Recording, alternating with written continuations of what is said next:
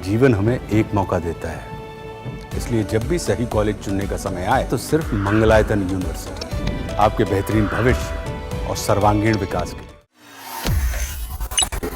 America के tariff के बीच भारत ने यूरोप के 4 देशों के साथ एक बहुत बड़ी डील की है। इसे ऐतिहासिक ट्रेड डील बताया जा रहा है।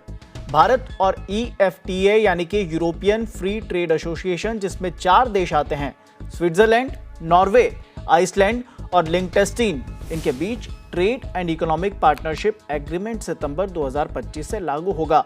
कहा जा रहा है कि इसके बाद स्विस घड़ियों, चॉकलेट और डायमंड जैसे लग्जरी प्रोडक्ट्स पर भारत में और भी सस्ते हो सकते हैं और इनके दाम और गिर सकते हैं।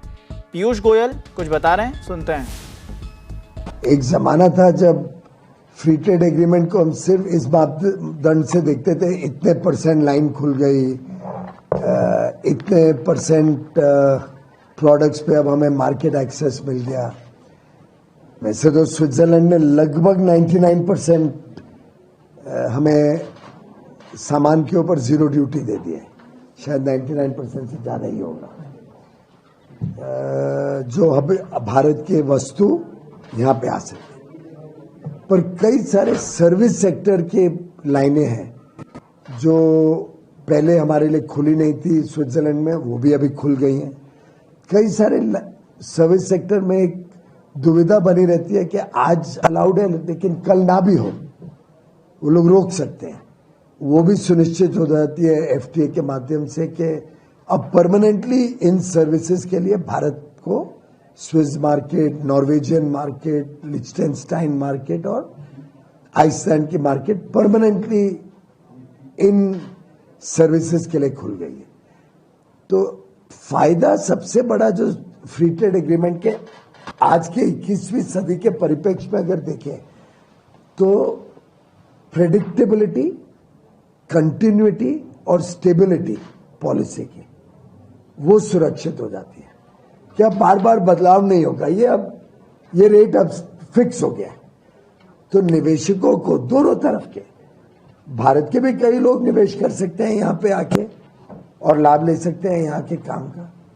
यहाँ के लोग भारत में आके निवेश कर सकते हैं। और मेरा आपने सुना भी अभी पहले बात करते हुए कि सबसे बड़ी बात जो भारत की बड़ी मार्केट है और हमारा टैलेंट, कौशल है, उसके कारण भारत में वही चीज जो स्विट्जरलैंड में 100 रुपए की होती है, भारत में 15 रुपए की हो सकती है।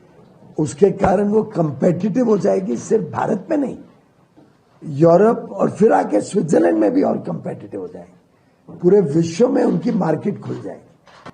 अगर एक उदाहरण दूं तो जेसीबी ब्रिटिश कंपनी है, 30 साल पहले भारत आई, तब तक जेसीबी यूरोप में ही ज्यादा बनाती थी। 30 साल पहले भारत आई, आस्ते आस्ते भारत की मार्केट ली, फिर आस्ते आस्ते कुछ प्रोडक्ट्स एक्सपोर्ट के लिए शुरू करे। अब ये स्थिति हो गई है कि 100 से अधिक देशों में भारत से एक्सपोर्ट करते हैं।